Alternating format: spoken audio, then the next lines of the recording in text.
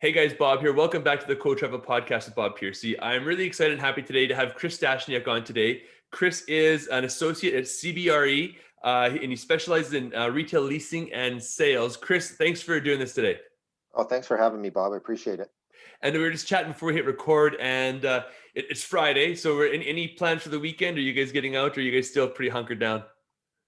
No, I think we'll stay tight here close to the house. With the weather not being that great, I don't think we're going to head out to the lake this weekend. We'll just do some stuff around the house. Yeah, and it's been weird this spring. Just it's been I can't remember times where it's yo-yoed so much. Like we've had long Yeah. winters, but this is just like hot, cold, and it's weird together.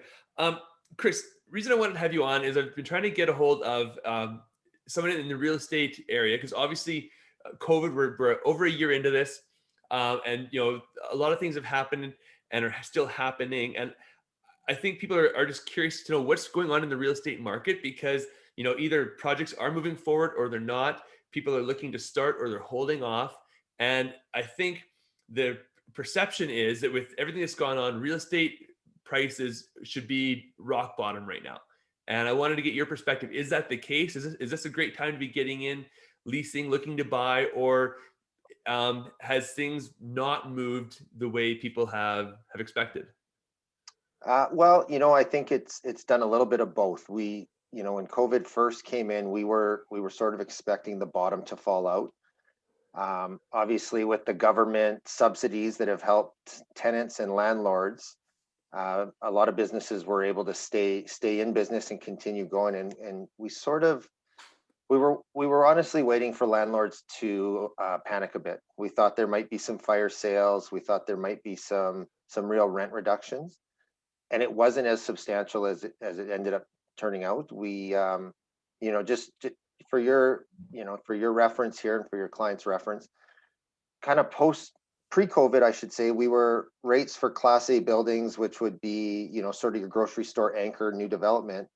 First 5-year terms were typically in the 37 to 40, $42 range per lease per square foot. And what we're seeing now is, sort of that mid 30s. So, I mean, it could be as low as $30 a foot for the first 5 years, but we're seeing $36 a foot in some of the bigger developments now. And, I expected it to drop more, but it really hasn't. And we expected a lot more, businesses to be struggling. And because of the government subsidies, they've been able to stay afloat. Obviously, the food industries really suffered, as well as the hospitality business. On the professional side of things, we're not seeing a whole lot of, obviously revenues are down, but we're not seeing a whole lot of struggling professionals. So is this because, when you're signing a lease, you're looking at 10 years for the first kind of term? Is it just the landlords look at this and like, hey, look, it's a bad year. We'll take a small hit right now, but they don't want to, they're going to lose more by locking in at a really low price where it's potentially better for them just to be vacant for a year or two, but then sign that tenant at the higher, more regular price that we're seeing before COVID. Is that the reason? Some landlords have thought of that. Other landlords are gradually stepping up the rent. So what they're, obviously with any building owner or development owner, the value in the building is what the rent is to the banks. So, there a lot of landlords have been very good at working with their tenants and giving them rent reductions or, rent relief, rent abatement, all kinds of things. But, with the newer leases we're signing, we're noticing that the landlords are okay with signing lower, but we're stepping that rent up. So by year 10, it is almost back to what pre-COVID numbers were. So, we might start at $30 a foot, but by year 10, we're up at 36, 37 again. And the tenants are fine with that because as you know, most new businesses need the most help at the start of their business. So if they can get a good rate early, they're okay with paying a little higher later. Whereas before COVID, they weren't getting that break to start lower. So yeah, you'd mentioned and asked earlier, I do think it is a very good time for people who are looking to get into their own business or a new space, um, to get into it now or to look now because they can get a decent rate early on. It is going to escalate, but right now when their business needs it the most, it's there for them. Yeah, I think back to previous like a couple of years ago when there was like this economic downturn in Alberta. And we were still moving forward with projects because those projects were planned kind of the year or two prior when times were good. And but then during that downturn, you'd have less offices or less doctors looking to start up. Yeah. And so then there'd be a lull kind of after the fact. And then again, the economy would recover, and then there'd be people rushing to get jobs and projects started. So um, just kind of repeating what I think and paraphrasing, like you're saying, if you're looking to move forward, if a doctor wants to start a new location or any business for that matter, there are benefits to doing it now because again, you're going to get a bit of a break in the rent. The rent will kind of climb its way back up over that 10-year period. Um, and again, like we're all hoping this thing ends relatively soon as possible. And so there's no prolonged negative effect on the real estate market. I don't see it. Like, we were honestly thinking once the government subsidies stopped that we were going to see a bit of a mad scramble, landlords getting rid of properties and that kind of stuff, but it hasn't happened. I mean, there's buyers out there, they're looking for deals, but the deals aren't out there. And I'm talking on the sales side of things now. So when people are looking to sell their shopping center or their strip mall or their buildings, um, they're just not willing to knock the price down low enough for these guys to, sort of snatch it up for nothing. And then the other point I wanted to make on the leasing side, I guess we should specify leasing and sales. On the leasing side of things, there are deals out there. I talk about these class A's, these are brand new developments, so that's sort of what, I think the dentists are looking for in the suburban market. But to backfill some of these class B's, these older, 10-year-old, 15-year-old complexes, the landlords are very motivated and they want to backfill some of the spaces. And so there are deals out there for, high teens, low mid 20s. And some of these landlords are offering bigger tenant improvement allowances. Sort of the standard in the industry is $20 a foot. But we've seen landlords on the retail side come up to $35, $40 a foot. I've seen some landlords offer extended free rent periods when you start after your build is done, up to a year of free rent. So landlords are willing to take a hit early on and pay some money to get tenants in, knowing that they're a long-term client, especially a dental clinic, because as we all know, typically a dentist doesn't move. When they plant their roots, they're there for 20, 25 plus years. And there's a very good chance they're going to transition that clinic to someone else who's going to stay in that same spot. So landlords are very open to doing creative deals with dental professionals. Now, it should be said too, like you have over 20 plus years or so in the dental industry, um, and you don't specifically just focus. A lot of your work now is in dental and healthcare, but you do represent businesses all across the spectrum, correct? So you've got a pretty good Correct. perspective on the industry as a whole. Um, what's your opinion on like the downtown location? Again, dental or other business, like again, people are talking about working from home. They're talking about less commuting into downtown offices. Um, is that a concern? Are those businesses more at risk? Or are people looking more for residential suburban locations? Yeah, downtown's tough right now. I mean, we're downtown. We're right in Manulife Place, so I see it every day. I go into the office. It's a little apocalyptic, to be honest with you. It is getting better though with these, obviously with the warmer weather, and we have these opens now. We're closing again. We're back to phase one, but downtown businesses are struggling for sure. It's and I for sure sort of the restaurant business is struggling. Takeout has saved a lot of the smaller restaurants. I think the higher end restaurants, the better quality food, are doing better. um, Retail downtown, for all intents and purposes, is dead. City center is, a lot of it shut down, it's boarded up, tenants have left.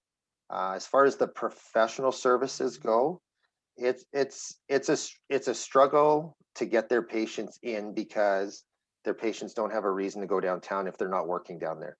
So I really think the daycares are struggling. I think dental clinics, medical chiro, their professional clientele who work in the towers aren't there. I think we're probably, and I'm guessing now, but I'm guessing we're probably about 35 to 50% occupancy. But if you walk down into any of the towers, McDonald's hasn't reopened in Commerce Place. Sunterra Market hasn't reopened. A lot of these, they will reopen because they're big chains, but they haven't reopened yet at all because there's no people down there to make it worth their while. Now, and again, this is all speculation. Like, do you think that's going to like? Is it going to recover to being 100% of what it was, or do you think the downtown market is going to be softer for foot traffic for visitors, say 3, 4, or 5 years down the road from now? I, we're hopeful and we believe it'll come back 3, 4, 5 years from now. You know, Currently, so we're our group is leasing out Commerce Place right now, the 2 floors of retail, which is, we have 20,000 square feet that's empty right now. But the whole tower above us is 100% leased. So those corporations are still all paying their rents, and they're all there. And their plan is to bring back. What we hear from our office team is that these big companies want to bring back their employees, because if they leave their employees home, they lose the culture, the work culture, the loyalty. So what I think is going to happen, Bob, and we're doing it at our office, is that you'll see kind of shifts coming into the office where, you're 40-50% capacity. And so maybe this group comes in Monday, Tuesday, Wednesday, and this group comes Thursday, Friday, and then they rotate. And that's what we've been doing for the last 7 or 8 months. And so I can see that happening. And then eventually, as we get more comfortable as a society, I think dealing with being with a bunch of people, we're hopeful that we get back to what we want downtown to be. Yeah, and I, of course, I want to be optimistic. We want to obviously get back to the life that we had. I know there's a lot of changing in how businesses, and this is not this is outside of the dental professional market, but there's larger corporations where they're moving to these A-rated buildings, these new buildings. They're taking less space because they're doing more co-working areas as opposed to private offices. And then that was leading to a concern in regards to oversupply on the commercial side, because again, all these big companies are now taking, let's say, 75% of the space they had in the B building. And but then now with COVID, and now with just concerns, and obviously, like, is co-work space going to be really looked favorably upon, or are we going to go back to like the closed office, more space? So sorry, I'm kind of rambling here, just so that Yeah, I'm yeah. trying to No, think of an idea. But obviously, real estate's there's a lot of questions we just don't know. Now, kind of going back to the commercial stuff and like the dental side of things, when things were good, I think a lot of people that were trying to lease spaces were just almost, they felt like the landlord had all the power, had all the negotiation, because if I didn't take it, someone else is going to take the space. And so really the ability to negotiate on the deal and on my lease was really, some people felt they didn't have that authority, that ability. Like, what allowances now? You talked about a few before, but again, like tenant improvements, also like personal indemnities. Like, what negotiating power does a dentist have or a professional have trying to get into a space today? yeah, you're absolutely right. The landlords had all the power a couple of years ago, and they weren't, they weren't very willing to negotiate. They sort of had, this is what we want to do a deal at, and you got to stay in this structure if you want to play with us. So it's changed, as you mentioned, quite a bit in the last 12 months, because landlords realize that without tenants, they're not a landlord. They don't have any business to run. So they've been a lot more, and big landlords, they're big national guys who have been very rigid before. We've noticed a softening in the last 12 months, and a willingness to get deals done.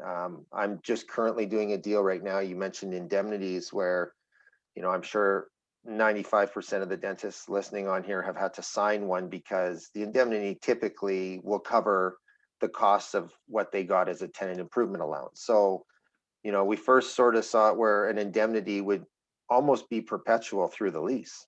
And then landlords, we've started to get them to drop the indemnity, okay, we only want a 5-year indemnity on a straight line declining basis. So if easy numbers, if they gave us 100,000 for a tenant improvement allowance, 20,000 of that indemnity would drop off, and after 5 years there'd be no indemnity anymore.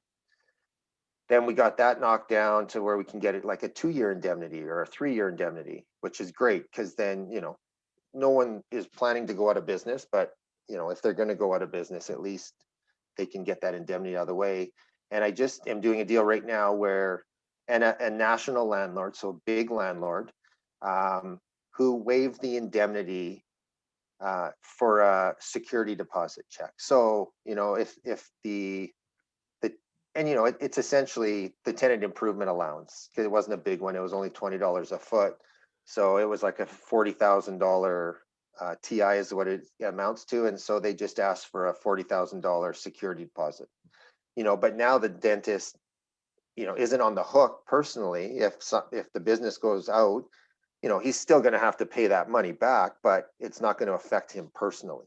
Right. So we're seeing a shift in that. And as I mentioned, tenant improvement allowances, they're getting more creative with that, to the point where, they'll almost, I had one landlord who wanted to fill his space in a new building so much that he said, I'll pay $100 a foot for tenant improvement allowance and give the first year free rent if they sign a 15-year deal. So they're getting creative. They're getting creative, which is nice. And they realize the value of a tenant. And so it's been a lot easier. They're not just telling dentists these are the rules, and not just dentists, anyone, the pizza guy, the hair salon, the daycare. They're working with everybody. But right now landlords are flocking to professional services. They want the dentist, the physiotherapy, the optometrist, the chiropractors, and then of course the cannabis guys. We're seeing a ton of cannabis deals. Cannabis seems to have a lot of money. They're paying the higher rents. They're also a coveted tenant right now. Well, I think too, yeah, just anything that can't be done online. Retail is going online so much that any retail location, in my opinion, you know, is at risk, and that's just a shift in business and in commerce. But again, like, if you need to go to the dentist, you need to go to the vet, unless your vet's going to do like a treatment on wheels and drive to your house. Like, Right. you need to, so those tenants are going to be prioritized. They're going to be preferred by landlords because again, you need them. But anything that can be done remotely via Zoom, those types of businesses, if I was a landlord, I'd be looking at those businesses in my spaces and be like, they're at risk. And so you kind of need to have a plan if and when they decide to close up shop. Right. Um, Now, I guess historically, and again, yeah, this is historic. Um, what's it like dealing with like you talk about these national leasing companies versus like the small little mom and pops that own like a small little like B or C retail location? Like, is there a preferred type of landlord to have, or is it up in the air? Does it kind of go back and forth? Yeah, the biggest thing when you're, let's say doing a lease with either a national or a mom and pop, is that when you do it with a national tenant, that you got to be prepared for it to take a lot longer. So we'll deal with the leasing manager for the company or for the landlord. We can get the deal done with them, the terms and stuff, but then they send it to their legal team, typically in Toronto, and we'll wait and wait, and sometimes it'll come back 3 weeks, a month later, and there'll be changes on it. So then we got to kind of start, with the bigger outfits, it takes a lot longer to get stuff done. So be patient, because it's not that they're ignoring you. It's just that they have so much on the go, and they might have 10 million square feet of property in the country, and so their legal team takes a while. The nice thing about them is what you get. Everything is in black and white. So what the landlord's responsibilities are. What's getting done. You got, your parking lots are going to be cleaned and snowed. And then the summer, everything's going to be taken care of. Security is going to be good. Garbage, all that's, up front. Sometimes when you get into the smaller developers, deals get done a lot quicker because it's like you and I talking, we can have a conversation and we can hash out a deal pretty quick. Sometimes you worry about, okay, do I have to stay on them because no one's cleaned the windows, the spring cleaning, I got garbage in front of my building, that kind of stuff. it's just not as polished as a big corporation, but to get the actual deal done is typically quicker. Um, sometimes the smaller owner or developer isn't as excited to spend the money on a tenant improvement because that's coming out of their pocket. So they would prefer to give free rent in lieu of that.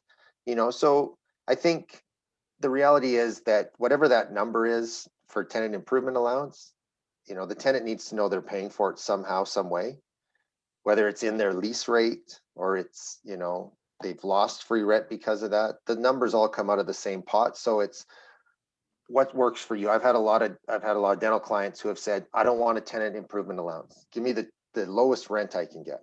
And so maybe then it's $2 less a foot because they didn't take tenant allowance. Or give me 6 months free rent. I don't care about the tenant improvement allowance because my bank's going to give me money to build out anyway. So, I know I'm kind of rambling now, but No, no, there's, yeah. there's a whole lot of different ways to skin a cat.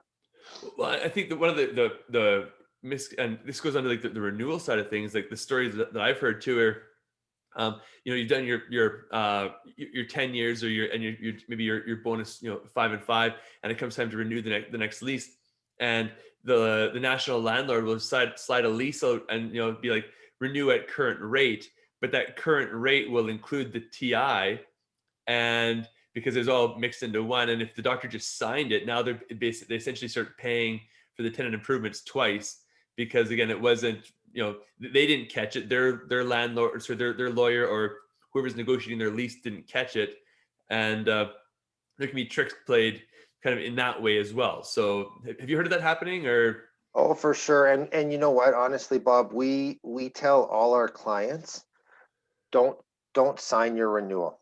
Like don't sign your option. Like let's look at it first, because we just had this with a pharmacy group this last winter, where their lawyer advised them to exercise their renewal, and then they hired us on to negotiate on their behalf. And realistically, the landlord at that point held all the cards. They exercised their renewal, so the landlord did not have to do anything for us. Like fortunately, it took us like 6 months to get this simple renewal done, but it was because the landlord was open, and we had a bunch of asks that the tenant wanted. And really, at the end of the day, they could have said, no, you've already signed your renewal option. We don't need to do this. And they didn't need to do any of it. So, my advice would be to never just sign your option before you have gone back through your lease, and get your lawyer to look at it. You're certainly welcome to have us represent you on something like that. But it's it signing a renewal, especially like you say, it might say, a lot of them, they'll try to put in there that the renewal is, like you said, at least what the rate was and when it ended, which is not good, because if you've signed at 42 and we're now in COVID and it's only worth 32, you're on the hook for 42, you're overpaying. But the other thing is, you can probably get a better deal. You want market, but what is market? Like a lot of them will put in their rent has to be market, but no one knows what market's going to be. So I would just say the key is, when you have your option to renew, you typically will have 18 months to 6 months before the lease is your window to let the landlord know if you want to renew. Look at it early, get on it early, and find someone else who looks at these all day long to point out stuff. Because the other thing is, after 10 years, your clinic probably needs a fresh up. Mhm. So, ask for TIs again, or say, I need to put in $50,000 to upgrade my clinic. I need to put new flooring in. I need to paint it. It's looking dated. I want 3 months free rent when I start my new term. That kind of stuff. So there's lots of different ways to get stuff during your renewal instead of just signing your option. I mean, your landlord wants you to sign the option without negotiating. Yeah, and I guess the stories that I hear too are basically, really a dental office, especially because the time it takes to build out a clinic is so long compared to, say, a chiropractic clinic where you can basically do a midnight move in that regard. Um, but like, so almost started like 2 years to a year prior to that expiration date, that renewal date, And the landlord's strategy is going to be basically to ignore you for as long as they possibly can, because they know it takes 6 to 8 months to build out a dental clinic. And if they get you within that time period, you're basically stuck. Now, so now, do you guys all actually do the lease negotiations as well? Because you're talking like you guys, and I guess I don't know the full scope of the services you offer. Do you do that, or do you recommend that the tenant, use their own lawyer or their own like lease negotiating firm? No, we do that. We do that yeah, we do that. I'll be honest and blunt with you. We do that if we know the landlord is willing to work with an outside agent. Sometimes because this is how we make a living, so we need to get a fee. We don't charge the tenant a fee. We'd prefer that it doesn't cost them. So, we'll do, if you were to phone me up and say, hey, I want to renegotiate this, we would either phone the landlord and say the tenant's engaged us to do this. Are you willing to, work with us? And if they say yes, then we're good. Otherwise, we'll say to the tenant, we can do this. This is what the fee would be. But typically, we'll try to get the landlord to do that fee. But yeah, that's what we do all day long are these lease negotiations and leases for new tenants, renewals, and always willing to work with anybody and give some advice. No, and yeah, thanks for clearing that up. I myself didn't realize that till just now. So this is this is good. I guess what is really sorry, I'm just kind of struggling for a question right now. There's so much that kind of spinning around in my head right now. What do doctors need to know right now? What is out there like that? Should they be like contacting you directly? What do we need to know in regards to just the commercial real estate market in general? Okay, yeah. So what I would say to any doctors out there right now is that if young doctors, older doctors, anyone looking to relocate, anyone looking for a space, when you see a sign go up on a property, it's probably already been leased. The advantage we have as being commercial associates is that the developers will call us 2-3 years before they plan on putting a shovel in the ground, and so we know what is coming. So through your dental rep, through Bob, I would, if you're thinking of getting a space, or you want to grow, or you're like, I like this neighborhood, this is where I want to be, you can't reach out too soon. Like, find out while it's still dirt, it's a farmer's field, it's that is when we're doing deals already behind the scenes before the sign goes up. I know people like to drive around and look, and I like doing that too. But typically by the time the sign is up, it might not be available, especially for, there's always the typical tenants, and everyone sees it in every shopping center. The first tenants always in are dental, daycare, liquor store, and some kind of coffee shop if it's got a drive-through. But those are always the spaces that go quick. So if you're a dentist looking to get into a new location, you need to know what's coming down the pipeline and not what's already in it. That would be my biggest advice for looking for a new space. Luckily right now, there's a lot of great spaces that need to be backfilled because tenants have left from COVID. A lot of, like I said, the restaurant tenants, the fashion tenants, this exactly what you had said, that the stuff you can buy online, a lot of that is becoming available. The other thing I wanted to mention is that with the landlords getting creative now, they're also starting to turn some of their new projects from leasing options to purchase options. So we've had conversations with some of our clients lately who are building brand new projects, who are starting to condominiumize their projects so that there is an option to buy. So if a general dentist or a medical doctor or a specialist wants to own their space and be an owner user, which to me is ideal, they now will have that option to purchase, 2,000 square feet or 2,500 square feet and be their own landlord within that development. Now, that's a great point. Thank you for bringing that up, because that was actually the thought that I had lost, was the ownership side of things. For for some doctors, for some businesses, ownership is just not an option. The debt that they currently carry, the cost it's going to have to build out their space, they just can't afford to also buy the property. But for those that can, is it only new developments that are having the option to condoize, or is it some of these backfill locations that in the past they wouldn't be able to purchase? Are those units coming up for sale as well, or is it?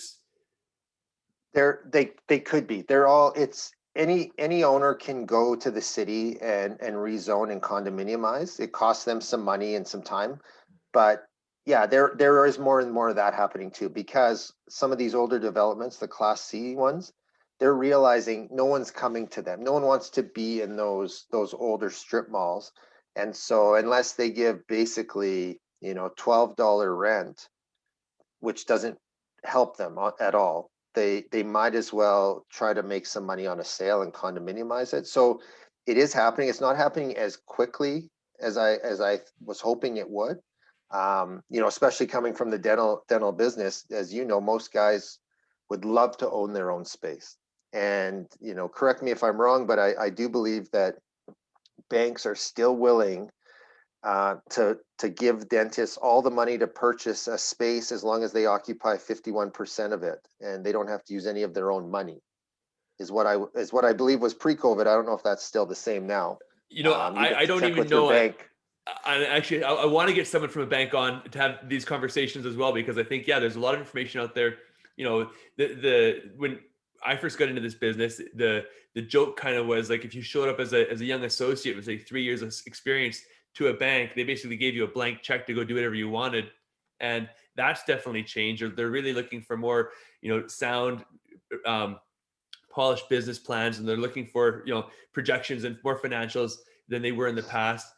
But the opportunity still is there if the office or the doctor has a strong business plan. And so um, those are questions that I want to get answered on this podcast as well. Going back to your earlier comment too about, like, leasing land or putting down a proposal to lease when it's still a farmer's field. Uh, those days we used to do that all the time back when the city was really growing fast, and again, commercial real estate was really sparse to come by. The concern with doing that was always like, you're the dentist, you're going to be the first win in, you're going to be on this island surrounded by farmland, and how are you going to survive until the neighborhood is built around you? But again, with this backfill opportunity you mentioned, there's a chance to go in new location or newish location, but again, that community, that patient base is already established. So that sounds like a much better idea, or more plausible, more financially sound option for someone looking for a new start. Yeah, it's sort of, six of one, half dozen of the other, because so you're going to go into an established, mature neighborhood, but there's probably also 3 or 4 other clinics in that neighborhood, right? The demographic might be a little older, or might be flipping over now to young families again. But you're right. That, I mean, it's there's some great opportunities there. If you can get into a sort of a community strip, a community center that's a small little area, with a mature neighborhood, a lot of rooftops that have been there for 20 years, it's great. What we're seeing in the newer developments right now, though, is because there's a huge multifamily component right now. That's the multifamily market's very strong. The rental market's very strong in Edmonton. So there's a lot of multifamily going up in these newer neighborhoods. So we're seeing population increase quicker in these new neighborhoods, whereas opposed to, it used to just sort of be your detached homes, Mm-hmm. and they would slowly fill up with your 3 or 4 family members in each home. So we are seeing a bit more of a population movement to the suburbs. Whether or not that continues or is sustainable, I'm not sure, but it's been pretty strong the last 5 years, and multifamily is a real hot market right now in our business. Our multifamily team is crazy busy, and they can't find product anymore. So, and there's a lot of building going on of that. A lot of land's being sold for new multifamily development. So I think you're right. If you can backfill a great location, that's ideal. It's just there will be long-term dentists in those neighborhoods. The idea of a new neighborhood is that you're hoping to be the first one in and get the majority of those new homeowners or tenants. Now, this might be a little bit past your your wheelhouse, but I guess what's the concern right now on cost of building? Like I know the residential market, like I live in a newer neighborhood, and we bought a couple years ago, and now the cost of houses is just gone up exponentially. You hear the cost of a 2x4 is almost $1 a foot or more, and which is like 100% more than what it used to cost. Like um, even if are people talking to you? Are they concerned about, okay, I can get a good discount on my rent, but the cost to build up my practice is going to be a concern? Is that conversation that you're hearing? I haven't dealt with that yet. Obviously, with the cost of lumber going up here in the last 3 or 4 months, I don't have any. I think it's more of a concern for contractors who have already estimated jobs and priced out jobs and now have to build them. I don't know if they're going back to their tenant or their client to say, hey, listen, lumber's 30% more now, or if they're just soaking it up. I think on the commercial side, as opposed to the home side, it's not gonna be as affected because there's a lot of steel stud usage. It's not as much lumber being used when they build out clinics. So I don't think it's as substantial. I don't know what steel's doing, to be honest with you, as far as costing goes, but I don't think on the commercial side it's gonna be as bad as the homes because it's typically not stick built when they're Hmm. doing the interiors. Yeah, and I'm speculating too right now, and I guess I'm also thinking too that maybe a landlord who's leasing a space is, they're obviously looking for the rental property, the rental income as their main um, revenue driver, and maybe they're more willing to absorb the cost of construction just to kind of get, again, tenants in paying rent, and so maybe it's not as a big of a deal on the commercial side as it is on the residential side, where every cost to build the home matters because that's taking away from their profit. Um, Yeah, I think on the commercial side, well, I can tell you the developers are definitely sourcing the best deals they can out there for their materials, and they're not just buying from their traditional suppliers. They're sourcing everywhere they can because they're obviously, like everyone else, trying to make as much as they can and spend as little as they can within their building code guidelines. Yeah. Again, there's just so much up in the air right now. We're just kind of waiting to kind of see where things land. Um, hey, Chris, is there anything we haven't covered today? It's been a wide range of stuff, but I want to make sure that anything that you wanted to share with the listeners that we get out there. So yeah, is there anything else that we haven't really touched on? No, I think we've kind of got most of it. Like I said, the big takeaways would obviously be, you know, work with someone when you're negotiating a new lease. I guess the biggest thing for me right now is that this is probably a great time to be looking for backfills. Landlords are looking to do good deals. If the financing is what I think it is with the banks, I think it's a great time because of interest rates being so low. We were on a call yesterday with the RBC. What's his title now? Anyway, the economic outlook from RBC is that they don't see interest rates going up until late 2022 now. So with money being so cheap right now and banks being willing to help dentists build their clinics and potentially buy their space, I think now is a great time to talk to your banks and see what they're offering. And then I think spaces right now are great. The backfill ones are going to be great. There's a lot of good developments out there that are semi-central, that landlords are looking to make deals. And I would say for specialists, if they are looking to get out of the downtown core right now and have parking at their front door instead of having to park in a parkade and pay for it, there are some incredible deals. There's a lot of the South Edmonton Common. There's a lot of empty boxes out there. They're willing to be very creative. Yeah, I think for specialists, if they're looking to get off of the 15th floor downtown because no one really loves going down and parking and paying, there's some great opportunities for them to own or lease. Well, and I think you made a great point too. Like, we are all hoping this ends soon. And again, we don't have an exact end date, but again, we're being optimistic. And really, again, for any business owner looking to open, establish, whether it's their first or a new location, that's a long-term game. That you're playing that game for the next 10, 20, 30, 40 years, and really what's going to happen in this day at this time is we all want to get better. So it is going to get better. This is a short-term problem, hopefully. And again, everything's looking like it is going to be relatively a short-term problem when you start considering 20 plus years of business. So, and also the talk too is, what happened, 100 years ago after the Spanish flu was there's a huge economic boom.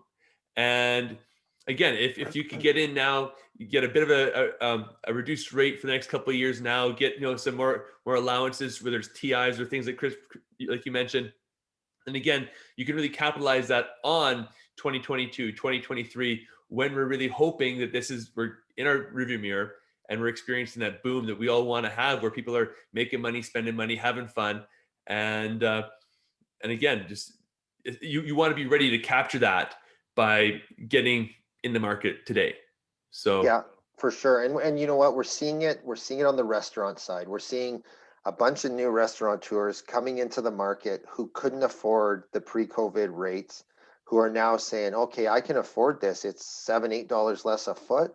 And so, I think we're going to see a bunch of new small restaurant owners coming into the market and giving it a go. I think you're exactly right when you say there's going to be a real push for commerce moving forward, because we've all sat out now 13, 14 months, and we want to get back, and we want to be working, and we want to be making money, and we want to be enjoying our lives the way we had planned it to be before COVID. So I think it's going to be very similar to 100 years ago, as you mentioned, that there's going to be a real drive for commerce and to get businesses going again. And there's a great opportunity on some of these backfill options right now. Hey, fingers crossed, right? Yeah, exactly. Hey, Chris, if people want to reach out and get more information, how can they find you? Best way to get a hold of me, either give me a call on my cell. My number is 780-916-0163.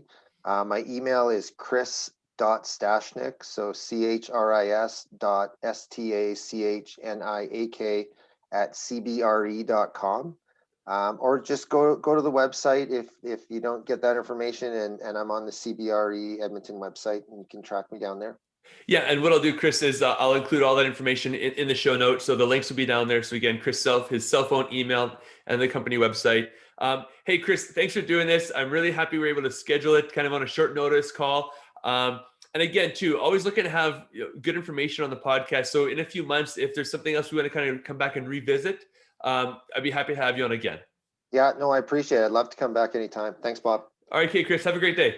You too. Bye. Cheers. Bye.